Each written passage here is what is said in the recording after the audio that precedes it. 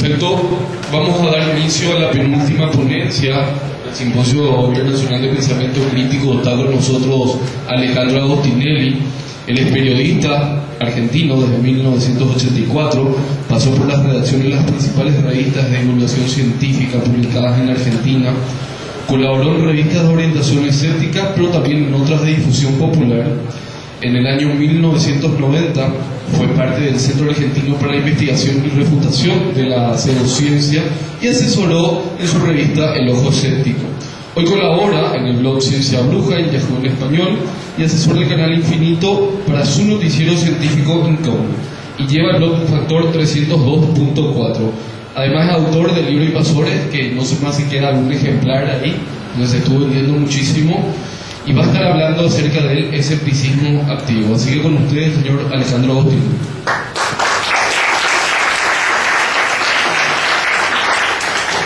Gracias. Buenas tardes. Bueno, primero agradecer a APRA, a la universidad, a ustedes por haber resistido hasta este momento. Y yo lamento profundamente hubiera seguido gustosamente el tiempo que me correspondía para seguir escuchando a Jorge Alfonso, porque la verdad que sus conocimientos sobre la historia del cristianismo son apabullantes, pero no me queda más remedio que estar aquí con ustedes enfrentando una pequeña historia, porque es la pequeña historia de un colectivo, la historia de un grupo de... no sé si se oye bien, ¿no? Es la pequeña historia de un grupo de personas que entre los años 1990 y fines de la década del 90 nos dedicamos en Argentina a desmitificar la pseudociencia. Una de las intenciones que tiene esta breve charla, trataré de hacerlo lo más breve posible, para lo cual voy a leer la conferencia para no irme por las ramas.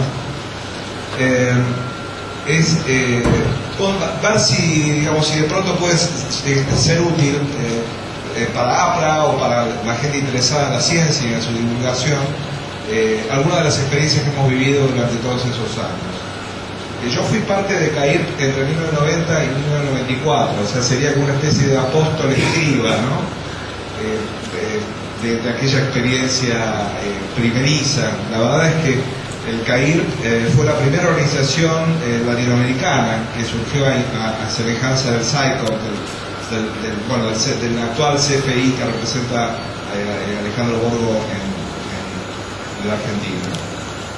Durante casi 7 años, entre 1991 y 1997, el CAIRC fue una institución con su propia sede social, su propia publicación, El Ojo Escéptico. Sus integrantes éramos regularmente invitados a los medios a presentar la otra cara de la moneda, de la pseudociencia. En esta sinopsis, si querés podés dar ya la primera pantalla, voy a presentar algunos ejemplos emblemáticos de lo que fue la actividad de CAIRC en sus años de existencia, y un breve balance, ¿no?, sobre aquella acción. Es muy importante señalar que el CAIRC surgía justo cuando estaba en auge, por lo menos en nuestro país, la New Age, la nueva era. Estos eran los tópicos, ¿no? Estos eran los tópicos: medicina alternativa, curaterismo, astrología, mancia, control mental, poderes místicos curativos, cristales, pirámides, imposición de manos. Esas eran un poco las temáticas centrales. OVNIs y nuevas religiones asociadas a las creencias en visitas extraterrestres. La pseudociencia en aquel momento para nosotros era todo aquello, más eventuales noticias que tenían una duración efímera. Esto lo vemos todo el tiempo, ¿no? En la charla que dio Eduardo pudimos también ver pequeños acontecimientos que tienen escasa duración en el interés del público y en la difusión de los medios, pero que también nosotros nos ocupamos, en base a nuestra experiencia, a dar como otro punto de vista. Evidentemente estas no eran experiencias nuevas, estábamos en la cresta de otra ola, ¿no? Entre 1990 y 1995, el gran escenario de esta creencia fue la televisión. Las disciplinas pseudocientíficas proliferaban y no había alternativa científica. Subrayo lo de televisión porque hoy hay nuevos marcos, ¿no? Pasó poco tiempo y sin embargo hoy la plataforma de muchas nuevas creencias es Internet.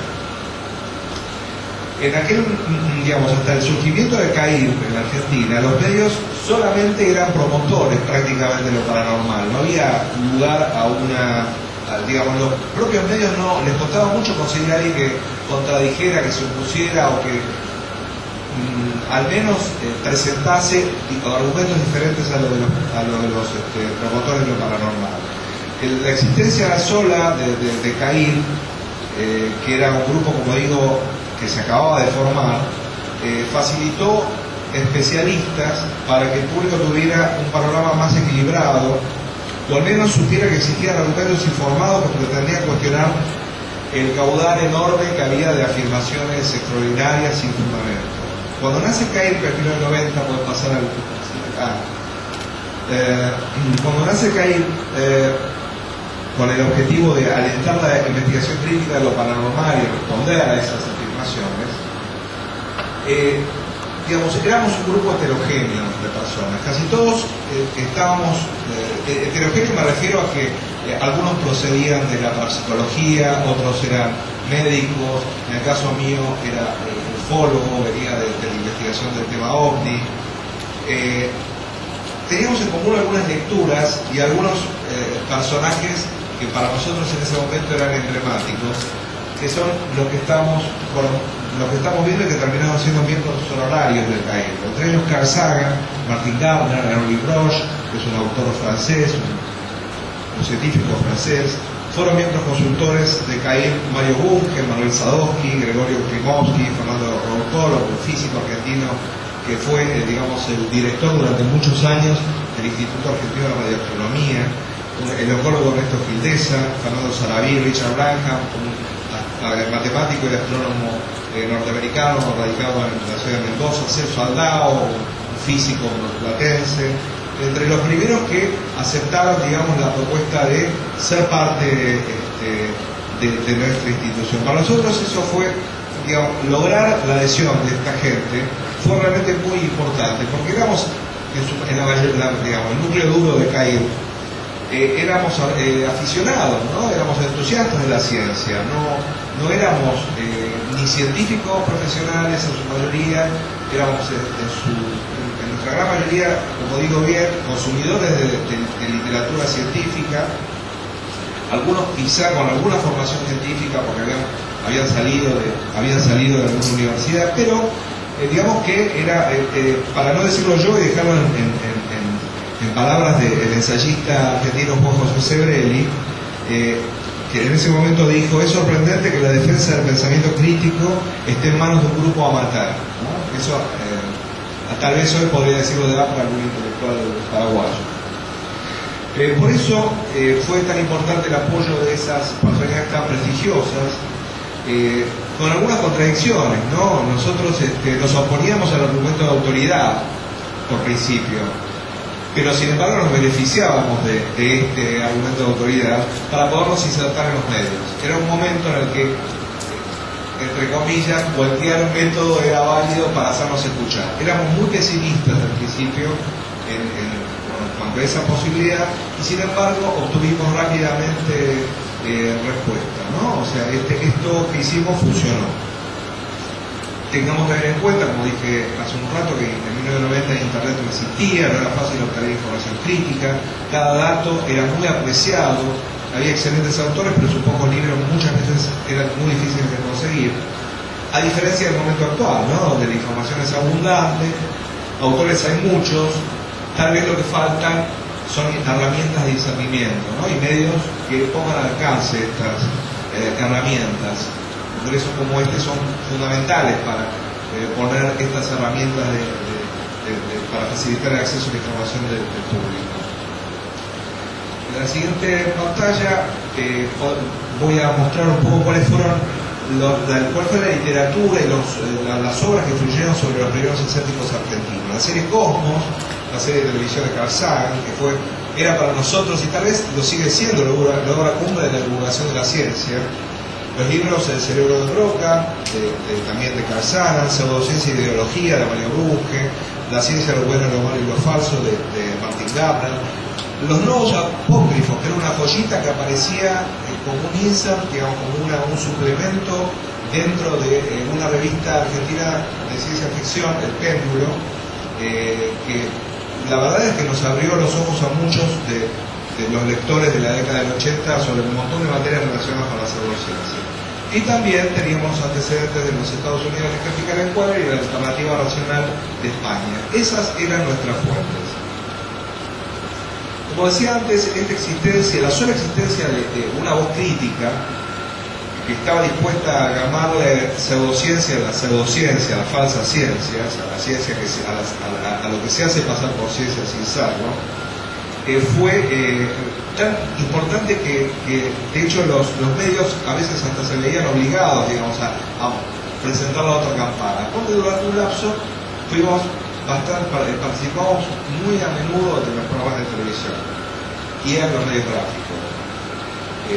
Ante las noticias de ovnis, apariciones fantasmales, terapias nuevas, médicas, alternativas, las mal llamadas alternativas, los medios nos convocaban.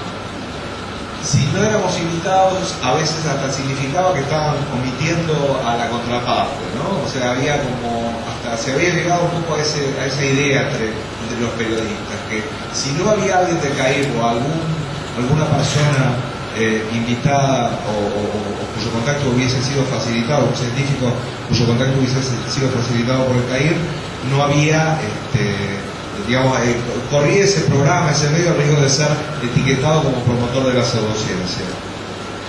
Bueno, la experiencia de cada uno de nosotros en ese grupo fue presentar nuestras ideas a partir de nuestras propias investigaciones en cada área, lo que tengo que hacer ¿no?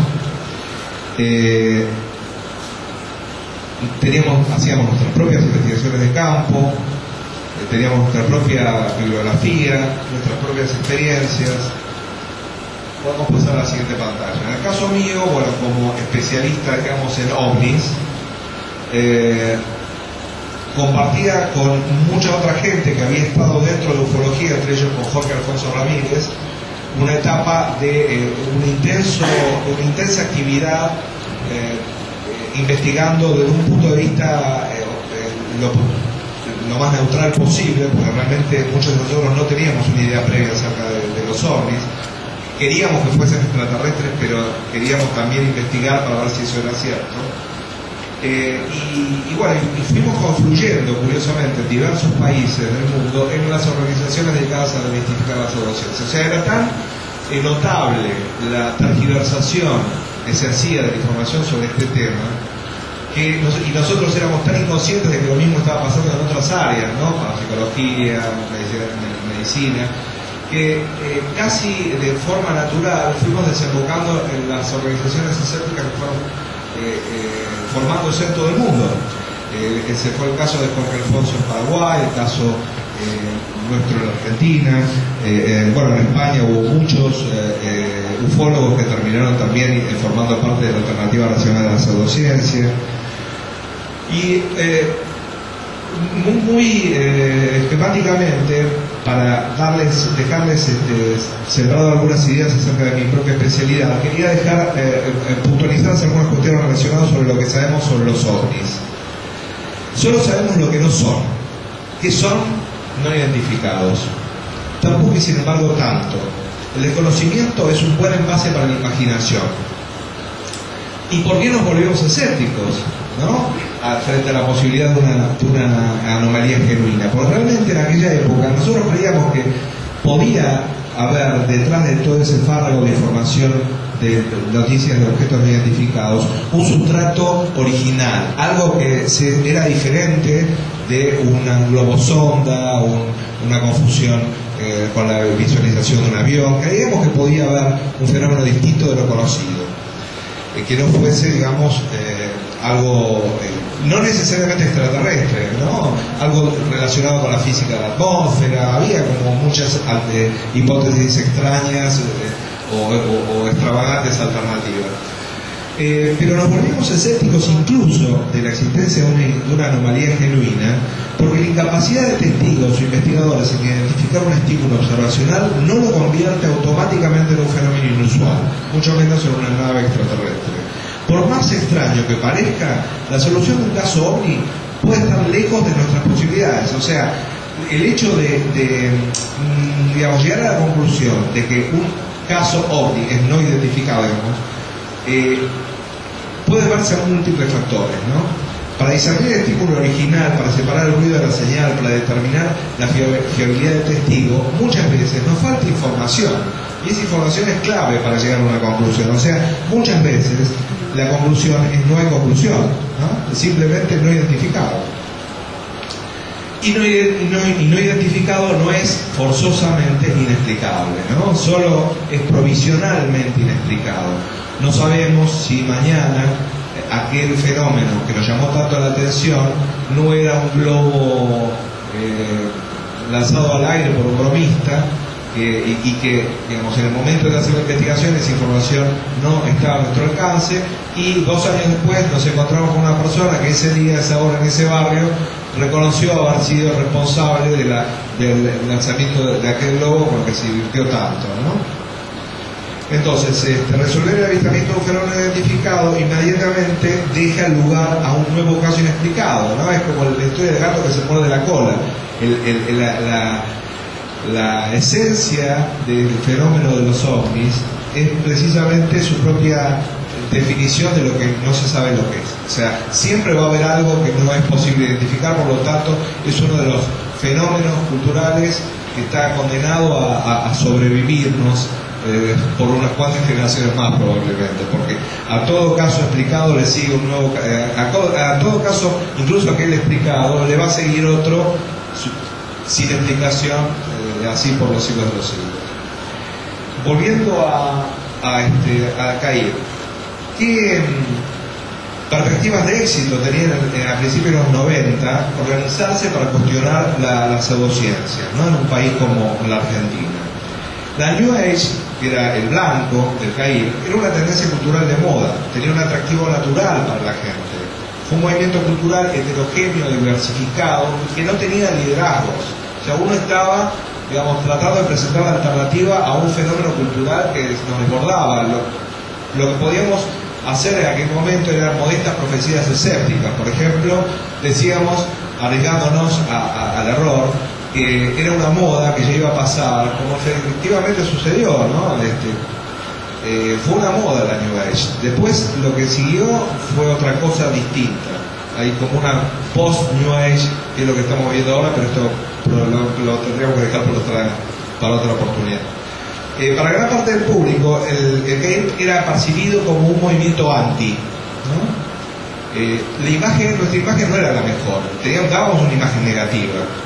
Éramos incluso llamados tristes, ¿no? Acá vienen los tristes del Cair, que vienen a demoler mitos, ¿no? A desilusionar a la gente. No tienen nada bueno para ofrecer, solamente no, vienen a decir, bueno. Tal vez en aquella época encarnábamos una suerte de dogmatismo científico, así nos llamaban, fundamentalistas de la ciencia, porque también, incluso por nuestra propia experiencia, pienso ahora yo, muchas veces prevalecían nuestras emociones a la necesidad de presentar de manera comprensiva, tranquila, ¿no? Los argumentos por los cuales nosotros nos permitíamos dudar. Como decía, si bien nosotros utilizábamos como soporte investigaciones científicas que se habían realizado en el pasado acerca de nuestras respectivas disciplinas, no éramos científicos, ¿no? Entonces, y de hecho muchas veces no era necesario ser científico para desarmar algunos argumentos pseudocientíficos.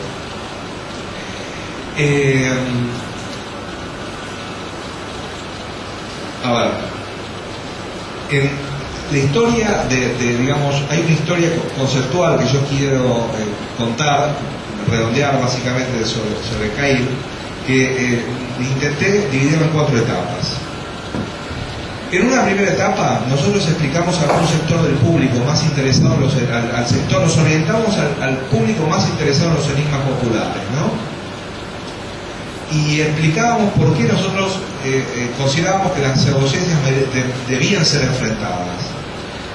¿Cuáles eran nuestros argumentos sobre por qué valía la pena el esfuerzo de generar una institución dedicada a dar esta batalla? Los estándares del escepticismo de la prensa, de los medios gráficos, son muy bajos. Esos estándares son aún más bajos ante creencias pseudocientíficas o experiencias extraordinarias. Este déficit también afecta a los periodistas científicos. Pocos conocen el tema. La máxima aspiración de objetividad ante un caso paranormal es describir el hecho o la afirmación. Descriptivo, ¿no? O sea, hacer una descripción del hecho pro y contraponer a esta afirmación una crítica escéptica contra, ¿no? Pero el escepticismo, muchas veces hemos debido decirles a colegas periodistas, es inherente de la labor periodística. O sea, el escepticismo no está separado, no es como una especialidad aparte, uno puede ejercer o no a voluntad. Hasta cuando contamos una crónica de misterio, nosotros podemos hacerlo de todos modos, ejerciendo el escepticismo o estimulando el escepticismo del lector. Digamos que no, incluso no puede no reducirse a un mero pro y contra, ¿no? El propio periodista, que tiene que tener una formación escéptica por su propia naturaleza, porque el periodismo es una profesión inquisitiva, debe poner en práctica esta herramienta que proviene de la ciencia, digamos, para poder ejercer bien su profesión. Sigamos a la siguiente pantalla. Bueno, este es un poco el chiste, predicando el escepticismo, ¿no? Nosotros en aquella época éramos considerados los dueños de la verdad, ¿no? Entonces ese escepticismo predicador que iba a los medios a contraponer sus argumentos era también muy cuestionado por una cierta cosa así de aire de superioridad. Ustedes se las creen todas, creen que se las saben todas y no dejan lugar a matices. Había un poco esa, estoy describiendo un poco la onda, ¿no?, de aquella época con relación a nuestra organización. De hecho, nosotros, como todos proveníamos de alguna pseudociencia, apelábamos muchas veces a nuestra experiencia personal, ¿no? Decíamos, bueno, yo lo viví, había como un testimonio de fe, ¿no? Yo pasé por todo esto, yo durante una época fui creyente en los extraterrestres y ahora que vi la luz, les puedo contar a ustedes, hermanos, que estaba equivocado y que en realidad los ovnis tienen una explicación racional, ¿no? O sea que había un poco por la propia naturaleza de nuestra actividad que estábamos estrenando, teníamos un poquito esa cuestión. Nuestras críticas de cualquier manera estaban apoyadas en argumentos muy racionales, ¿no? Las críticas hacia las pseudociencias mencionaban que, bueno, que casi todas se basaban en casos anecdóticos sin pruebas confirmatorias, que ante la falta de evidencia la prensa inventa noticias o las adereza con fantasías, la subestimación del fraude deliberado y del autoengaño, esto es algo muy común, se subestima la capacidad o la posibilidad de que la gente esté falsificando historias, y el público también subestima la capacidad de la prensa de falsificar historias. Si las hipótesis psicosociales explican la mayoría de los casos, esa misma hipótesis también se puede dar cuenta del pequeño número de casos que no fueron explicados. Ese es también uno de los argumentos que utilizábamos mucho, ¿no? O sea, si una hipótesis psicosocial explica que los platos voladores son una historia muy relacionada con la cultura, entonces y que tienen cada uno una explicación independiente de la otra, probablemente aquellos casos que son difíciles de explicar responden a la misma naturaleza, ¿no? Vamos a pasar a la siguiente pantalla. Desde el CAIR nosotros nos involucramos con las noticias del día, ¿no? Esto ya podríamos decir que es una segunda etapa. Empezamos a intervenir, empezamos a ser agentes productores de información. Y fuimos parte de la noticia, ¿no? En el año 91, meses después de la fundación del CAIR, pero un canal de televisión abierta, Enrique Márquez, que era el presidente del CAIR, ilusionista, se hizo pasar por cirujano psíquico. Recién al final, cirugía psíquica es una práctica digamos, que utilizada tanto en Filipinas como en Brasil, que muchos de ustedes seguramente conocerán, que bueno, que el curandero simula una operación con las manos, ¿no? Mucha gente, aunque no lo cueste creer, piensa que efectivamente hay una operación real. En esa oportunidad, Enrique Márquez lo que hizo fue simular una operación psíquica. Digamos, simular una operación psíquica significa hacer lo mismo que hacen los cirujanos filipinos o brasileños, ¿no? Y al final reveló su condición de ilusionista. A pesar de lo cual, mucha gente llamaba al canal para pedir el teléfono de Márquez. O sea, no llegaba mucha gente a darse cuenta que lo que él estaba tratando de hacer era mostrar lo fácil que era engañar al público. Bueno, años más tarde el tema volvió, ¿no? Un tal Alex Orbito, filipino, estuvo en la Argentina y bueno, en aquella oportunidad fue muy difundido por Claudio María Domínguez, un charlatán argentino que lamentablemente también ha regresado a los medios y que promovió muy activamente el fraude de los filipinos, ¿no? Y de hecho en aquella oportunidad una filmación de Domínguez sirvió para mostrar el elemento que utilizaban los filipinos, que era una pollita de sangre que hacía estallar sobre el cuerpo de la víctima, ¿no? Y en esa oportunidad yo entrevisté a Domínguez, le mostré la evidencia de su propio video de esa ampollita que utilizaba el filipino para engañar a todos y sobre todo a los pacientes, ¿no? Y él alejó, dijo, no, eso lo pusiste vos, eso no está en mi video, ¿no? Una reacción muy típica, ¿no? De negarse a la evidencia. Siguiente pantalla. Bueno, acá otra vez lo tenemos a Enrique Márquez, como decía el primer presidente del CAIR. Estamos viendo la primera portada del Ojo Escéptico. Perdón, no fue la primera, fue creo que la segunda, ¿no? Ale, el número 2, sí. En este número nosotros lanzábamos el proyecto PSI. Esa etapa sensacionalista que estaba tratando de emular a los tabloides, gane $10.000 con el poder de su mente, era el debut de lo que nosotros llamamos el proyecto PSI, que se proponía ofrecerle esa cantidad de dinero a aquella persona que fuese capaz de probar sus poderes, ¿no? Había un protocolo experimental que había diseñado Enrique Márquez basándose en experiencias anteriores, como la de James Randi en Psycho por los Estados Unidos, y los tres propósitos fundamentales de aquel proyecto fueron de investigación, o sea, estudiar las presuntas capacidades parapsicológicas de quienes aseguren poseerlas, telepatía, clarividencia, precognición, psicoquinesis, de educación pública, hacer reflexionar al público sobre la seriedad de los que promueven poseer poderes y no aceptan demostrarlos bajo condiciones experimentales, porque de hecho era lo que sucedía, ¿no? Muchos completaban el formulario, ¿no?, del protocolo experimental, en donde ellos describían cuál era la proeza que iban a realizar, y cuando al final veían que tenían que dejar puesta la firma y que en esa firma autorizaban la divulgación de los resultados de esa investigación, la mayoría se echaba atrás. De educación pública, como bien digo, bueno, y también generar un evento noticiario. O sea, nosotros queríamos estar en las noticias, queríamos que la gente supiera que existían otras alternativas a lo que digamos, consumía habitualmente. Esos eran los objetivos del proyecto PSI.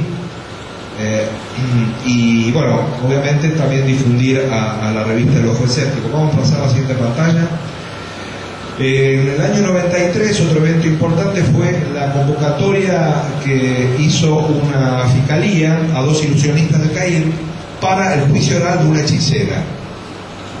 Ella diagnosticaba daños espirituales y el remedio, el remedio que ella proponía para curar estos males era sugestionar a sus pacientes con trucos de ilusionismo, ¿no? Como no evidente, los expertos desmaterializaron billetes durante la audiencia, mostraron limones inyectados con sangre, que era lo que ella mostraba. Ella partía un limón después de haberlo pasado por el cuerpo para que la gente creyera que el limón chupaba el daño, y que no era una tontería. Dos jóvenes habían sido estafados por esta señora entre $30.000 y $3.000. ella les hacía creer que quemaban los billetes para purificarlos, cuando en realidad destruía fajos de papel de diario. La estafadora fue condenada a 2 años de prisión de cumplimiento efectivo. Digamos que el CAIR no hacía denuncias policiales, o sea, no intervenía activamente en la denuncia de personas, de estafadores. Siempre dio información. En esta oportunidad, los 2 integrantes ilusionistas del CAIR fueron convocados en su calidad de expertos en fraude, ¿no? Y también fue un evento bastante, podemos pasar a la siguiente pantalla, bastante importante. Pienso que podemos adelantar otra más, porque eso es, esto que estaba mencionando recién tiene que ver con la necesidad que tienen las organizaciones dedicadas a desmitificar lo paranormal, la necesidad que hay de que magos ilusionistas expertos en fraude formen parte de estos grupos, ¿no? O sea, ¿por qué son necesarios los ilusionistas? Porque tienen una capacidad para detectar el engaño mucho más desarrollada que cualquiera de nosotros, incluso los propios científicos. Hay antecedentes históricos que podemos leer en la bibliografía básica. Martin Gardner, en La ciencia de lo bueno y lo falso, cuenta muy bien la historia del proyecto Alfa, donde un grupo de magos se introdujeron en un gabinete de investigadores en parapsicología y generaron toda clase de milagros en el gabinete, y los científicos que estaban azorados no entendían cómo eran estos chicos capaces de crear todos esos milagros. Y bueno, lo más importante en aquel acontecimiento, en donde los científicos que estudiaban lo paranormal fueron engañados por estos 2 ilusionistas, es que James Randi se había ofrecido antes de la investigación como asesor, y estos científicos lo rechazaron.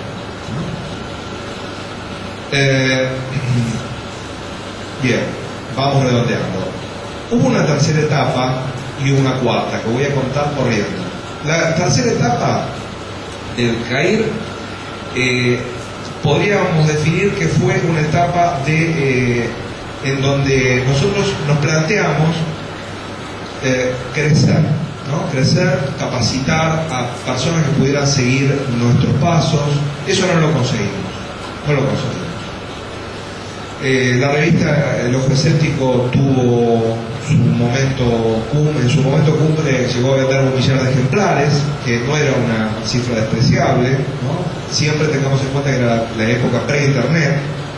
Éramos más o menos 20 personas las más activas de las, digamos, y tal vez los muy activos éramos 3 o 4. Nosotros también pensábamos que era una entidad que funcionaba con el voluntarismo de sus miembros, que eso no iba a ayudar a que la cosa siguiera. Éramos muy principistas, por ejemplo, no permitíamos el auspicio de un laboratorio porque eso nos quitaba autoridad moral para enfrentar las medicinas alternativas. Y sin embargo era una institución paupérrima de recursos, por lo tanto esa ayuda no hubiera estado mal recibirla si hubiésemos aclarado públicamente quiénes eran nuestros sponsors, ¿no? Es una manera honesta de aceptar la publicidad. Esa mentalidad de club social, ese purismo excesivo, hirieron de muerte a la organización. A fines de la década del 90, el CAIR prácticamente ya era un recuerdo. Sin embargo, a pesar de eso, hubo una segunda camada que intentó mantenerlo a flote. Cuando casi ninguno de los fundadores quedábamos dentro del grupo. El último, el más resistente de todos, fue Alejandro Borgo. Fue el último presidente, digamos, del CAIR, o uno de los últimos. Hubo uno posterior, pero que no tuvo mucha relevancia, que intentó mantener a flote la institución. Un grupo de advenedizos, porque así había que llamarles, se adueñaron del CAIR, y los socios fundadores decidimos disolverla, ¿no? Porque más vale dejar un buen recuerdo, ¿no?, de la etapa en donde intentábamos hacer las cosas bien, que siguiera un mamarracho. Y así fue como le invitamos a la gente que estaba en CAIR, que quería seguir con el CAIR y estaba haciendo todo mal, que creara su propia organización, ¿no? Y así nació la Asociación Argentina de Lucha contra las Pseudociencias, ASALU. que estaba formado por la gente que quedó sin la estructura del CAIR. Este grupo terminó disuelto poco tiempo después, cuando su presidente fue acusado de plagio y de falsificar documentación para defender una hipótesis escéptica, entre comillas, para refutar un caso OVNI. Podemos seguir a la siguiente pantalla. El fraude escéptico lo voy a contar muy brevemente. Ahí podemos leer un poco, digamos, la idea. Fue básicamente que nosotros vimos que el presidente de esa organización, Christian Sanz, digamos, estaba cometiendo uno de los peores errores que puede cometer alguien que se dice escéptico, ¿no? Tal vez debe haber pocos daños morales tan graves como denunciar un engaño cometiendo otro, ¿no? Y así fue como Alejandro Borgo, Max Seifert y yo escribimos un artículo, denunciamos a Christian Sanz, a la salud, que estaba avalando estas fallas éticas, explicamos cómo se había falsificado un fax para crear una fuente que no existía, de la información que contenía ese supuesto fax, nosotros conseguimos determinar fácilmente que había sido una falsificación. Los compañeros de Sanz en la salud se resistieron a ver la realidad, ¿no? Como si fueran devotos de una religión.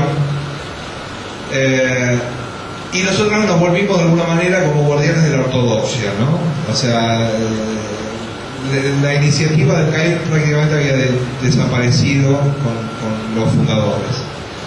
En la actualidad probablemente sea un tema interesante para debatir en la mesa que vamos a compartir con Alejandro Borgo y Alberto de la Torre, para no extenderme más, pero básicamente lo que quería transmitirles a ustedes era aquella experiencia, ¿no? Que fue una experiencia que no llegó a los 10 años, que fue sumamente instructiva, en donde lo que yo hice fue contar algunos hitos históricos más o menos relevantes de mi propia subjetividad. Hubo otros, probablemente Alejandro recordará algún otro episodio memorable de aquellos años. Él continúa el trabajo con el Center for Inquiry. Nosotros, los que formamos parte de CAIR, seguimos interesados en el tema, tal vez desde otras perspectivas, tal vez por el hecho de no estar socializados en un grupo con mayor independencia, ¿no? Lo que tienen los grupos es eso: uno se socializa dentro de ese grupo y tiene una cosmovisión semejante uno con otro. El no estar en un grupo permite cierta libertad individual, pero espero que esta pequeña historia, tal vez no tan apasionante como la historia de Jesús que contó Jorge Alfonso, les haya parecido entretenida y que les haya dejado alguna idea, alguna reflexión. Muchas gracias.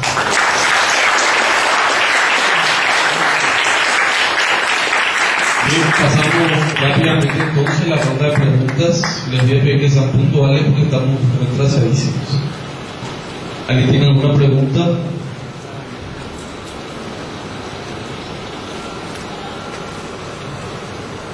Sí. Atrás, allá, después Antonio.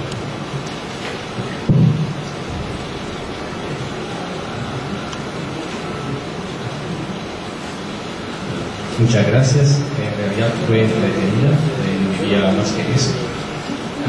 Quería aprovechar porque mientras iban cerrando la presentación se veía una foto de un UFO de forma variable. Y no estoy tratando de apoyar a que vaya atrás, pero no puedo dejar de tomar en cuenta que acá en Asunción, justamente durante los últimos años, muchos presentaron fotos de esta clase. Y quería saber si como parte de vuestras actividades se llevó a cabo como, voy a decir, digamos un estudio gráfico o a nivel de computadora para, digamos, validar lo cierto o lo artificial de las imágenes que se suelen producir en estos casos. Muchas gracias. Esa imagen era parte de lo que me salteé para llegar al fútbol. ¿Cómo? Sí, se puede poner. Digamos que eso yo lo quería utilizar para explicar la nueva fase que ha alcanzado la ufología en Argentina, ¿no?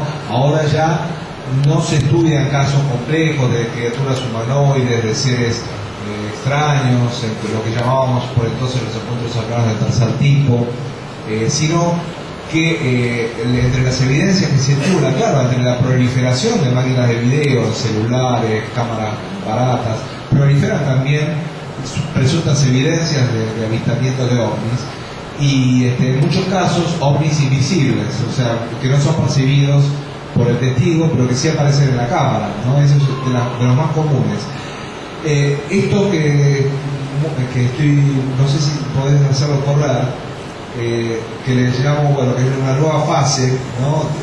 del fenómeno ovni de Argentina, las bolsas de residuos no identificados, está muy claro, o sea, debajo, digamos, tienen características dinámicas, ¿no? Parecen desplazarse cuando son embolsados por el viento, giran caóticamente por el aire, su morfología para los ufólogos exhibe una cierta geometría variable, ¿no? Porque va cambiando, presentan asas como si tuvieran previsto que alguien las sujetase, pero entre los colores predomina el blanco, a veces tienen extraños símbolos como logotipos de supermercados. O sea, es una frase alucinante de la ufología actual. O sea, ya una bolsa flotando en el aire es un objeto no identificado. ¿Cómo demostrar lo contrario? Bueno, se puede probar, digamos, que es una bolsa, porque tiene asas, porque tiene un logotipo de un supermercado, pero el nivel de aceptación de algunos ufólogos es tan alto a la novedad que ellos no ven estas evidencias. Ellos consideran que esto es un muy buen caso, muy buen ejemplo de objeto no identificado, de nave, una nave amorfa. Y bueno, ¿qué voy a hacer si tiene asas? No es mi problema, es un problema del ovni, que se parece demasiado a una bolsa. Lo dicen así, ¿eh? Yo no tengo la culpa que se parezca a una bolsa. Y digamos, es como un nivel en donde ya la creencia se transforma en otra cosa, ¿no? Se transforma en algo parecido a la fe religiosa, en donde creo que ya prácticamente empieza a ser hasta innecesario, ¿no? Dar una explicación racional y que nos podemos divertir un rato. Esa era un poco la intención de mostrar ese video. Que a veces no es necesario ponerse como un loco enojón frente a una evidencia de este tipo, ¿no? A buen entendedor, creo yo, aquellos que quieren creer que eso es una nave extraterrestre, porque tienen derecho a hacerlo. Intentemos contribuir de alguna manera al mejor discernimiento de las cosas de esta persona, pero no nos debería enojar, ¿no? Y Antonio, acá adelante, después cerramos ya. Solo quería hacerle una pregunta. Si actualmente hay grupos que continúan el trabajo de usted en Argentina, o también. Por supuesto, como decía, está el Center for Inquiry, el CFI.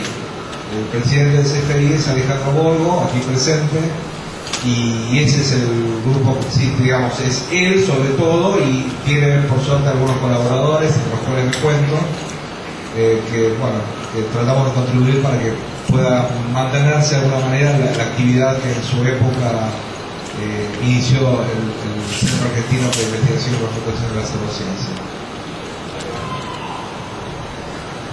De acuerdo que muchas de las cosas que se ven son falsificaciones o accidentes o ilusiones ópticas, y ustedes desmitifican eso, me parece correctísimo.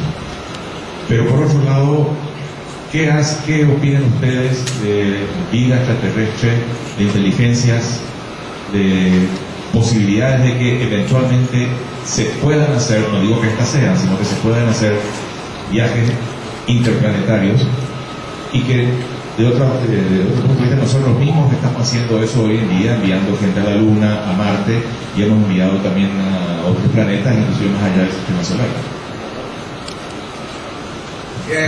Durante todos estos años mi interés en el tema OVNI fue estrictamente cultural, o sea, un fenómeno terrestre, digamos, un factor desencadenante de historias demasiado humanas. Y me concentré básicamente, te estoy hablando de mi caso particular, en la riqueza del testimonio humano la fantasía que hay en el testimonio humano, la capacidad de crear historias del ser humano, a partir de un disparador que es precisamente lo que está señalando, que es la posibilidad de ser visitados por seres del espacio exterior, y la posibilidad también de parte de la ciencia humana de poder encontrar alguna evidencia de su existencia. Es, me parece a mí, el tema de la vida extraterrestre, investigación científica de la vida extraterrestre, un tema aparte de la ufología, digamos. Es un tema investigado científicamente que probablemente merezca el esfuerzo que están haciendo muchísimos exobiólogos en todo el mundo, ahora llamados astrobiólogos. Probablemente merezca ese esfuerzo, sobre todo porque no sería la primera vez que buscamos una cosa que a lo mejor no se encuentra, se descubren muchas otras, ¿no?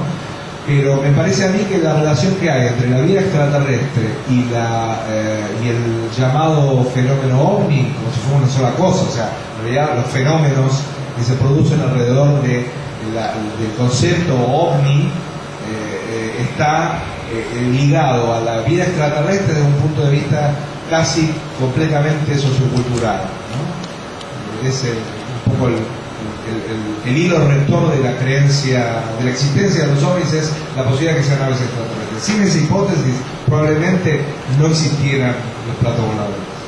La última pregunta, sí puede ser corto.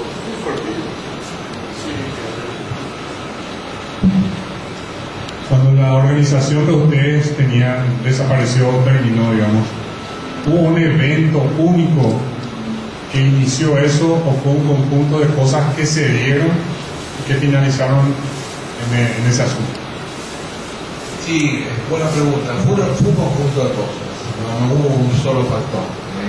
En buena medida, digamos, los que impulsamos el centro empezamos a cansarnos, ¿no? Empezamos como a aburrirnos de una pelea que en aquel momento pensábamos que valía la pena dar en un sentido por ahí más profundo, ¿no? Hacer cambios más profundos, y por ahí éramos demasiado pretenciosos.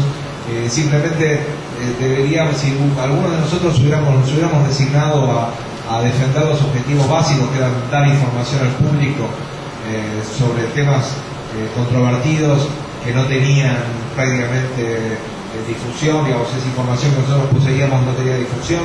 Si nos hubiéramos planteado un objetivo tal vez más modesto, no tan ambicioso, tal vez muchos de nosotros hubiéramos persistido dentro del centro. Pero por ahí una exagerada vehemencia o una exagerada actividad, unas ilusiones equivocadas llevaron a que algunos nos fuéramos cansando antes de tiempo. Y también el hecho de tener siempre que aportar nuestros propios recursos, ¿no? De no haber logrado que el centro generara sus propios recursos, fue también un factor que motivó el desaliento de unos cuantos. Sí, efectivamente fueron muchos factores. Sí. Un aplauso para Alejandro.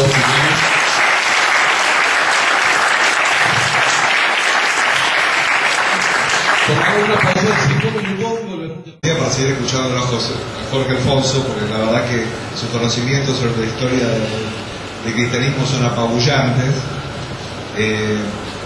pero no me queda más remedio que estar aquí con ustedes enfrentando una pequeña historia, porque es la pequeña historia de un colectivo, la historia de un grupo de, no sé si se oye bien, ¿no? Es la pequeña historia de un grupo de personas que entre los años 1990 y fines de la década del 90 nos dedicamos en la Argentina a desmitificar la pseudociencia. Una de las intenciones que tiene esta breve charla, trataré de hacerla lo más breve posible, para lo cual voy a leer la conferencia para no irme por las ramas. Es ver si de pronto puede ser útil para APRA o para la gente interesada en la ciencia y en su divulgación, algunas de las experiencias que hemos vivido durante todos esos años. Yo fui parte de CAIR entre 1990 y 1994, o sea, sería como una especie de apóstol escriba, ¿no? De aquella experiencia primeriza. La verdad es que el CAIR fue la primera organización latinoamericana que surgió a semejanza del SAICOP, del del actual CFI que representa Alejandro Borgo en la Argentina. Durante casi 7 años, entre 1990,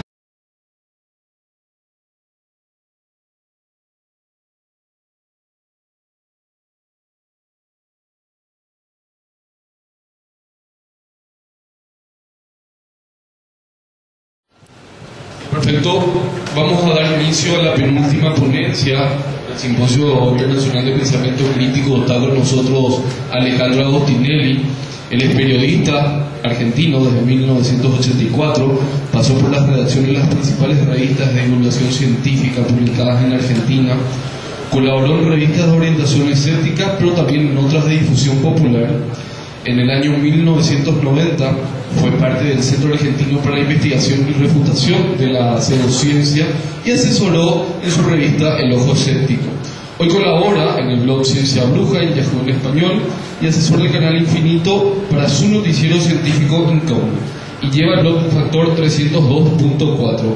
Además es autor del libro Invasores, que no sé más si queda algún ejemplar ahí, donde se estuvo vendiendo muchísimo, y va a estar hablando acerca del escepticismo activo. Así que con ustedes, señor Alejandro Agostinelli.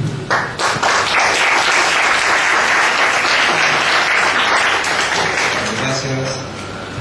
Buenas tardes. Bueno, primero agradecer a la APRA, a la universidad, a ustedes por haber resistido hasta este momento, y yo lamento profundamente hubiera seguido gustosamente el tiempo que me corresponde, pero que también nosotros nos ocupamos en base a nuestra experiencia a dar como otro punto de vista.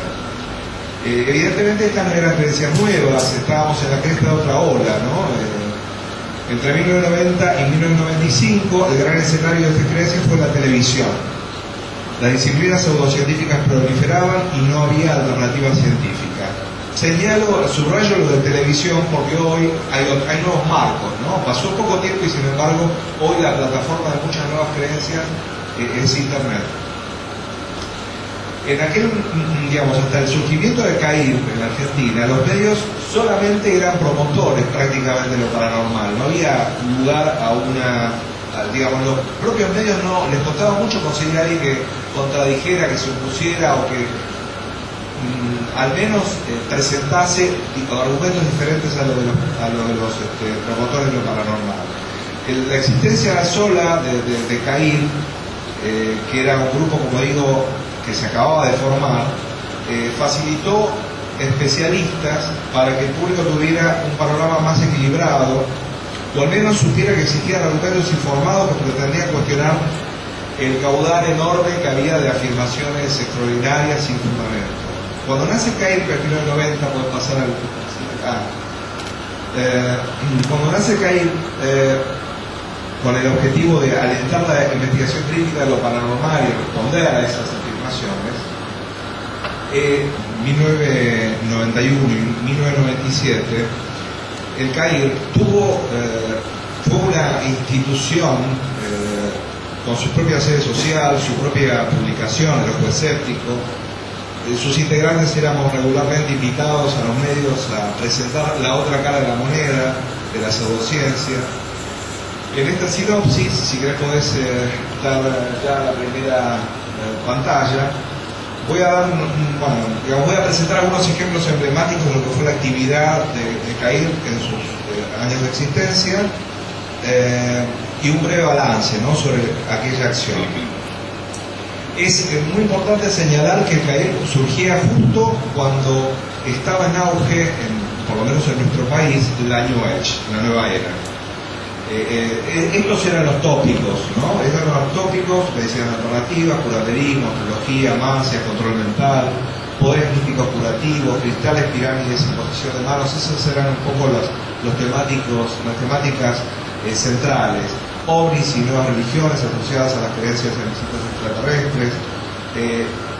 La pseudociencia en aquel momento para nosotros era todo aquello, más eventuales noticias que tenían una duración efímera, esto lo vemos todo el tiempo, ¿no? En la charla que dio Eduardo pudimos también ver pequeños acontecimientos que tenían escasa duración en el interés del público y en la difusión de los medios. Digamos, éramos un grupo heterogéneo de personas, casi todos estábamos, heterogéneo me refiero a que algunos procedían de la parapsicología, otros eran médicos, en el caso mío era ufólogo, venía de la investigación del tema OVNI. Teníamos en común algunas lecturas y algunos personajes que para nosotros en ese momento eran emblemáticos, que son lo que estamos viendo y que terminaron siendo miembros honorarios del CAIR. Entre ellos Carl Sagan, Martin Gardner, Henri Broche, que es un autor francés, un científico francés. Fueron miembros consultores de CAIR Mario Bunge, Manuel Sadowski, Gregorio Klimovsky, Fernando Routolo, un físico argentino que fue, digamos, el director durante muchos años del Instituto Argentino de Radioastronomía, el oncólogo Ernesto Gildesa, Fernando Sarabí, Richard Branham, un matemático y astrónomo norteamericano radicado en la ciudad de Mendoza, Celso Aldao, un físico platense, entre los primeros que aceptaron, digamos, la propuesta de ser parte de nuestra institución. Para nosotros eso fue, digamos, lograr la adhesión de esta gente fue realmente muy importante, porque éramos, digamos, el núcleo duro de CAIR, éramos aficionados, ¿no? Éramos entusiastas de la ciencia, no éramos ni científicos profesionales en su mayoría, éramos en nuestra gran mayoría, como digo bien, consumidores de literatura científica.